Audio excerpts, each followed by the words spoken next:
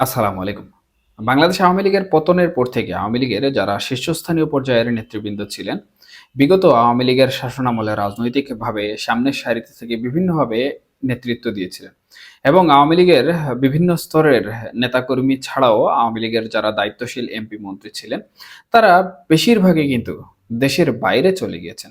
বিশ্বের বিভিন্ন দেশে তারা বর্তমানে অবস্থান করছেন এবং সেখান থেকে বাংলাদেশের রাজনীতিতে কেউ বিভিন্ন ধরনের কথাবার্তা বলছেন। কেউ বাংলাদেশের যে সকল তৃণমূল নেতাকর্মীরা রয়েছেন তাদের সাথে বিভিন্ন মাধ্যমে কথাবার্তা বলছেন।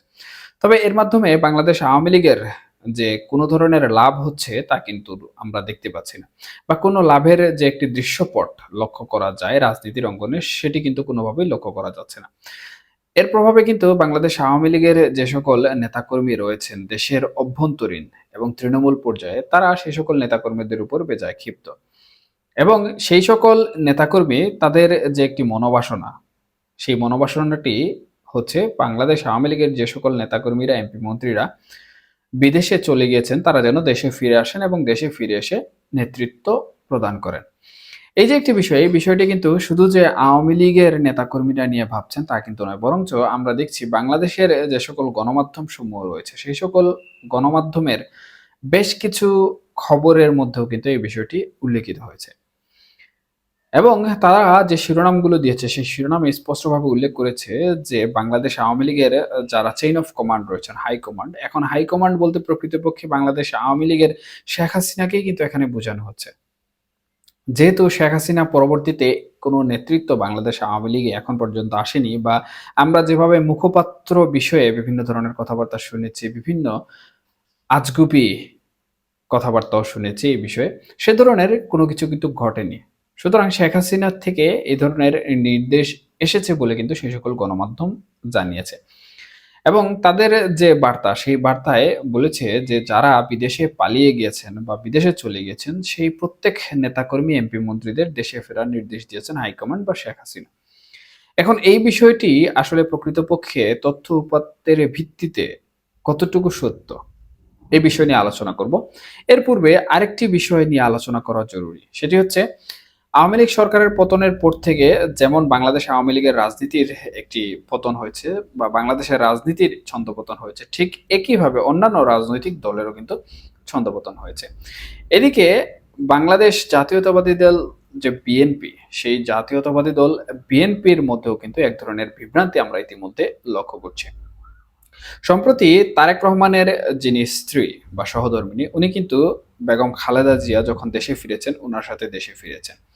এবং বেগম খালেদা জিয়া প্রধানমন্ত্রী পদপ্রার্থী হবেন না আসন্ন নির্বাচনে, তার পরিবর্তে জুবাইদা রহমান যিনি রয়েছেন তারেক রহমানের স্ত্রী, উনাকে প্রধানমন্ত্রী হিসাবে দেখতে চায় বা প্রধানমন্ত্রী হিসাবে প্রার্থিতা নিশ্চিত করার এক ধরনের গুঞ্জন কিন্তু আমরা শুনেছি। যদিও বিএনপি তাদের যে অভ্যন্তরীণ বিষয়বস্তু রয়েছে সে সকল অভ্যন্তরীণ বিষয়ে কোনোভাবেই কিন্তু প্রকাশ করেনি, অথবা বিএনপি কিন্তু কোনোভাবে এই বিষয়টি এখন পর্যন্ত পাবলিকালি প্রচার করেনি যে এটি আসলে প্রকৃতপক্ষে ঘটছে বা এমনটি হতে চলেছে।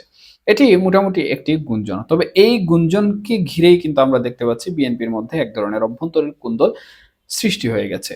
এই দলটি 5ই আগস্টের পর থেকে কিন্তু বাংলাদেশের যে রাজনীতি সেই রাজনীতিতে নানাভাবে কিন্তু উঠে দাঁড়ানোর চেষ্টা করছিল।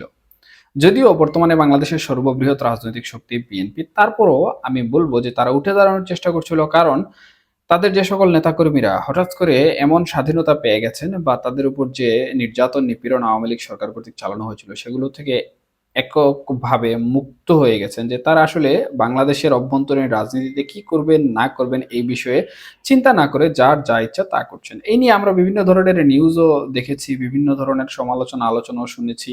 আবার তাদের জনসমর্থন কমে যাচ্ছে তাদের কার্যকলাপের মধ্য দিয়ে, এ ধরনের বিভিন্ন বিষয় কিন্তু আলোচিত হয়েছে।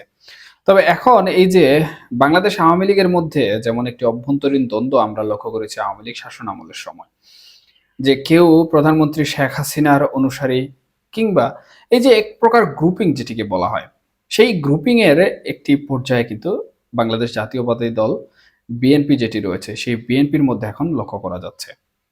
কেউ প্রকৃতপক্ষে বেগম খালেদা জিয়াকে মান্য করেন, কেউ তারেক রহমানকে মান্য করেন, আবার কেউ তাদের পরবর্তীতে যারা এতদিন ধরে বাংলাদেশ জাতীয়তাবাদী দল বিএনপিকে বিভিন্নভাবে নেতৃত্ব দিয়ে আসছিলেন, সেই সকল সুপ্রিম নেতাদের কিন্তু ফলো করেন বা তাদের অনুসারী হিসেবে কাজ করেন, এবং তাদের যে সকল সমর্থকরা রয়েছেন তাদের মধ্যে একটি আশা আকাঙ্ক্ষা কাজ করে যে আমার যে নেতা রয়েছেন বা আমার যে শ্রদ্ধেয় ভাই রয়েছেন, দুর্দিনে যারা কাজ করেছেন তাদেরকে আমরা উপরের স্তরে দেখতে চাই।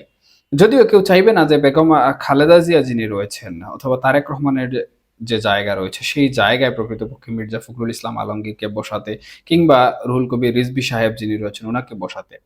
তবে এই যে জুবায়েদা রহমান হঠাৎ করে আসলেন এবং একটি গুঞ্জন সৃষ্টি হয়ে গেল যে প্রকৃতপক্ষে উনি প্রধানমন্ত্রী পদপ্রার্থী হবেন এবং বিএনপির প্রথম স্তরের নেতৃত্ব দিবেন, এই বিষয়টি নিয়ে এক ধরনের জটিলতা সৃষ্টি হয়েছে এবং কেউ কেউ মানছে, কেউ কেউ মানছে না। এই গেল একটি বিষয়। এবং আরেকটি গুরুত্বপূর্ণ বিষয় সেটি হচ্ছে বাংলাদেশ সেনাবাহিনীর মধ্যে কি চলছে, বাংলাদেশ সেনাবাহিনী কি করছেন, সেনাপ্রধান জেনারেল ওয়াকারুজ্জামান যিনি রয়েছেন উনি প্রকৃতপক্ষে কার পক্ষে অবস্থান নিচ্ছেন, এই বিষয়টি নিয়ে সামাজিক যোগাযোগ মাধ্যম থেকে শুরু করে যারা অ্যাক্টিভিস্ট রয়েছেন তাদের মধ্যে কিন্তু নানা ধরনের কথাবার্তা আমরা লক্ষ্য করছি। কেউ ইনিয়ে বিনিয়ে কথা বলছেন, কেউ বা আবার সত্য মিথ্যা, মিথ্যাকে সত্য বলে বিভিন্ন ধরনের খবর প্রচার করছেন। বিশেষত যারা বিদেশে বসে বিভিন্ন দলের অ্যাক্টিভিস্ট কার্যক্রম পরিচালনা করেন তাদের মধ্য থেকেও কিন্তু এক ধরনের গুজব এই বিষয়গুলো নিয়ে চর্চা হয়ে আসছে। তবে বাংলাদেশ সেনাবাহিনীর পক্ষ থেকে এ ধরনের কোনো তথ্য উপাত্ত কিন্তু নিশ্চিত করা যায়নি, এবং দৃশ্যমান যে বিষয়গুলো সেই বিষয়গুলো কিন্তু এখন পর্যন্ত দৃশ্যমান হয়নি, যার প্রভাবে তাদের এই সকল কথাবার্তা বা সেনাবাহিনীর কু হচ্ছে, সেনা শাসন আসছে, ইত্যাদি ইত্যাদি বিভিন্ন বিষয় যেগুলো ঘুরপাক করছে বারবার, এগুলো আসলে সত্য বলার কোনো অবকাশ নেই। তবে এখন প্রকৃতপক্ষে আমরা যে বিষয়টি দেখতে পাচ্ছি সেটি হচ্ছে সেনাবাহিনী তাদের যে কার্যক্রম সেই কার্যক্রম কিন্তু পুরোদমে চালিয়ে যাচ্ছে। বাংলাদেশে বিভিন্ন ইস্যু নিয়ে কিন্তু বিভিন্ন ধরনের জটিলতা তৈরি হয়েছে, এবং বাংলাদেশ আওয়ামী লীগের রাজনীতির কার্যক্রম নিষিদ্ধ হওয়ার পর আমরা দেখেছি যে বাংলাদেশে বেশ কিছু আন্দোলন সংগঠিত হয়েছে। তবে বাংলাদেশ আওয়ামী লীগের পতনের পর থেকে কিন্তু আন্দোলনের দেশ হিসেবে বাংলাদেশ বিশ্বমঞ্চে পরিচয় লাভ করেছে বিভিন্ন আন্তর্জাতিক গণমাধ্যমের মাধ্যমে। অর্থাৎ এমন কোনো দিন নেই যে বাংলাদেশে কোনো না কোনো একটি আন্দোলন হচ্ছে না।